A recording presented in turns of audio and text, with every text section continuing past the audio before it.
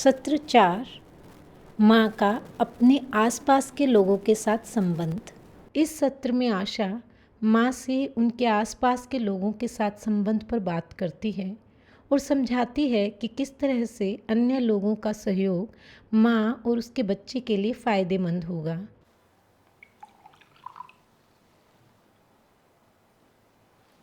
साची, दीदी नमस्ते। नमस्ते, कैसी हो? बस अच्छी हूँ दीदी, बढ़िया एकदम। आपने मुझे फ़ोन किया था ना, आप ही का इंतज़ार कर रही थी मैं। हाँ, पानी पियेंगी दीदी? नहीं नहीं, बस ठीक जी। है। ठीक हो? जी दीदी, मैं अच्छी हूँ। तो जो पिछले दिनों मैंने आपको बताया था जब मैं आई थी जी कि आपको खुश गतिविधि चार्ट का अनुसरण करना है और उसको देखना है कि नज़र रखने की आप कर पा रही हैं कि नहीं वो गतिविधियाँ, वो सब किया आपने? हाँ दीदी, मैंने कोशिश की है, मैं कर पा रही हूँ काफ़ी हद तक उसे। जी तो अच्छा लग रहा है ना? हाँ दीदी, वो करके तो बहुत अच्छा लगता है। पहले जब से भी मैं करती हूँ अच्छा मालूम देता है मुझे। पहले से बेहतर लग रहा है। जी जी जी बिल्कुल। तो साची, दीदी अभी मूड रेटिंग स्केल पे देख लेते हैं कि आज आपका मूड कैसा है। जी दीदी। तो जरा देख के बताओ इस तस्वीर में से कौन सी तस्वीर से आप अपने आप को जोड़ पा रही हैं?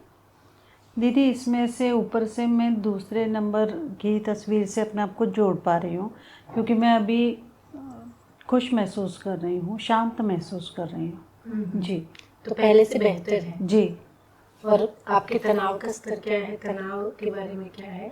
तनाव भी दीदी कम है, होते तो हैं, देखिए बार बार हो जाते हैं, लेकिन जो भी आपने सलाह दी है उसके ऊपर मैं काम कर रही हूँ। और जो आप बोलती हैं कि आप व्यायाम करें, सांसों का व्यायाम बताया था आपने, वैसे भी बताया था, तो वो भी मैं कर पा रही हूँ। जैसे ही समय मिलता है मैं वो करती हूँ। फिर परिवार वालों से भी थोड़ी बहुत मैंने बातचीत करी है इस बारे में, तो वो लोग भी मेरा सहयोग देते हैं, तो इसीलिए थोड़ा सा ये सहज हो जाता है मेरे लिए।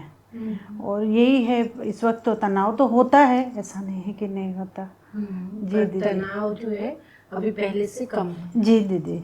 बहुत सही साची। ये अच्छा है कि आप ये सब चीजें कर रही हैं और अपने तनाव को संभाल पा रही हैं, जी ठीक रख पा रही हैं। जी। ठीक है साची, इस तस्वीर को ध्यान से देखो और बताओ कि इसमें क्या चल रहा है।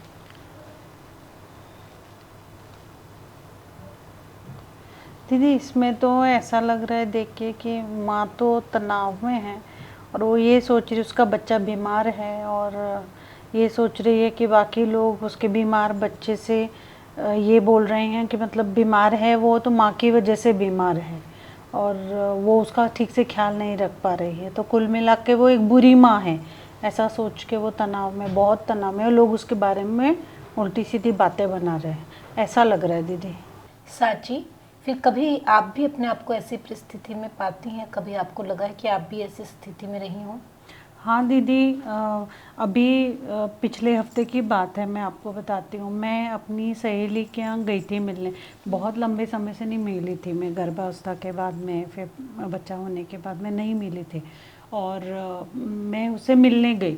उसी दरमियान क्या हुआ कि जब मैं बैठी थी उसके यहाँ बातचीत कर रही थी, तो मेरी सासू माँ ने फ़ोन किया मुझे, और उन्होंने बताया कि बच्ची बीमार है और तुम्हें इस वक्त घर पे होना चाहिए, तुम बाहर क्या घूम रही हो। मैं वापस आई, और उसी वक्त क्या हुआ कि मेरी सहेली ने भी मुझे दो बातें पकड़ा दी। उन्होंने भी मुझे बोला कि आपको अपने बच्चे के साथ होना चाहिए इस वक्त, आप क्यों आए यहाँ पे। तो मैंने फिर उनको मतलब वहाँ मैंने कुछ नहीं बोला। फिर उसके बाद में मैंने आते समय बहुत सोच रही थी मैं इस बारे में। मुझे एक तो ऐसे लग रहा था, क्योंकि सहेली ने भी बोला, सासू माँ ने भी बोला, तो ऐसा लग रहा था कि मैं एक अच्छी माँ हूँ ही नहीं, और बहुत तनाव में थी उस पूरे दरमियान। दीदी वे घर पहुँची, और सीधा मैंने मुझे और मेरे बच्चे को मैंने कमरे में बंद कर लिया, एक जगह ही बैठी रही मैं, और आधा दिन दीदी मैं उसी अवस्था में थी। मैंने किसी से बात नहीं की, किसी को कुछ नहीं बताया, सिर्फ कमरे में अपनी बच्ची के साथ थी। पर उसके थोड़ी देर बाद फिर मुझे हल्का महसूस हो रहा था, तब मैं अपने आप ही खुद ही, मुझे याद आया दीदी कि आपने जब बोला था कि अपने आप को कमरे में बंद कर लेने से या लोगों से काट लेने से, पिछले सत्रों के दौरान आपने बताया था कि आपको उससे कोई फ़ायदा नहीं होगा। आपको लोगों से बात करनी होगी, आपको उनसे सहायता मांगनी होगी। फिर मैंने सोचा कि मैं इस बारे में बात ज़रूर करती हूँ अपनी सासू माँ से। बाहर निकल कर आई, आधे दिन बाद फिर मैंने सासू माँ से थोड़ी बात की, इधर उधर की और उनको बताया फिर कि बिटिया अब अच्छा महसूस कर रही है। फिर मैंने अपनी सहेली को भी फ़ोन किया था दीदी, और सबसे पहले तो मैंने उसे बोला कि भाई आपने जब मुझे ऐसे बोला मुझे बहुत बुरा लगा, क्योंकि वो मेरी बहुत अच्छी सहेली है। मैं तो सोच रही थी कि मैं उसको कभी फ़ोन ही नहीं करूँगी वापस, क्योंकि वो भी मुझ में नुक्स निकाल रही थी। पर फिर आप ही की बात याद आई तो फिर मैंने उसको भी फ़ोन किया, और उसने भी मुझे, फिर मैंने उसको जब बताया कि मुझे कैसा लग रहा था उसके ऐसे बोलने पे, तो फिर उसने भी समझा, माफ़ी भी मांगी, और उसने बोला कि ये सब होता है ऐसा इस अवस्था में, कोई बात नहीं। तब फिर हमने सोचा कि वो मेरे घर पे आ जाएंगी और इस तरह से हम एक साथ समय व्यतीत करेंगे।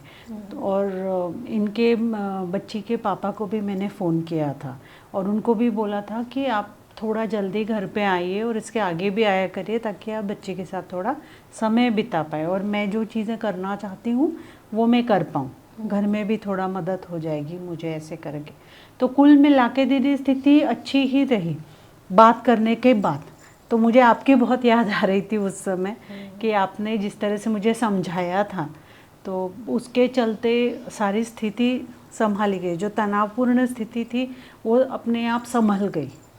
जी बहुत सही है साची, और आप इतने अच्छे ढंग से मैंने जो बताया उसको अपने जीवन में शामिल कर पा रही जी। हैं और समझ पा रही हैं कि इसकी क्या ज़रूरत है। और आपने भी महसूस किया ना कि कितना बदलाव आता है जब आप अपने आसपास के लोगों से बात करते हैं। आप किस स्थिति में हैं, आप क्या महसूस कर रहे हैं, अपनी भावनाएं जब लोगों से साझा करते हैं तो लोग भी उसको थोड़ा बहुत समझने की कोशिश करते हाँ, हैं। हाँ जैसा कि दीदी। आपने बताया कि आपकी सहेली ने भी समझ। हाँ और कई दीदी। बार ये भी होता है कि जैसी भावना आप महसूस कर रहे हैं वैसे ही समय से और वैसे ही भावनाओं से कोई दूसरा व्यक्ति भी गुजरा हो, हाँ। तो उससे भी आपको काफ़ी मदद मिलती है सही अपनी उस कह रही हैं स्थिति से दीदी। बाहर निकलने में, है ना। सही कह रही हैं दीदी। तो आपने ये बहुत सही किया साची कि आपने बात की जी। और अकेले ही खुद से नहीं जूझती रही, खुद से नहीं मन में घुटती रही, है ना। जी। तो ये बहुत ज़रूरी है और आपने बिल्कुल ठीक किया।